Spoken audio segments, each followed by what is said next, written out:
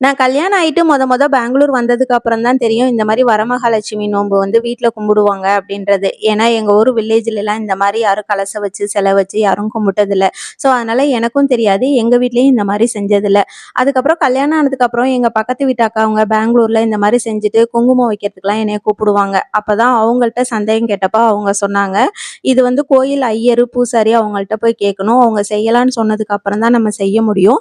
அதுக்கப்புறம் வந்து பார்த்தீங்கன்னா, ஒரு தடவ கும்பிட்டா வருஷம்லாம் வந்து இதே மாரி எடுத்து செய்யணும் அப்படின்ற மாரிலாம் சொன்னாங்க. எனக்கு இத பத்தி தெளிவான ஐடியா எதுவும் இல்லாததுனால, நான் வந்து சிம்பிளாவே வருஷா வருஷம் நான் செஞ்சுக்குவேன்.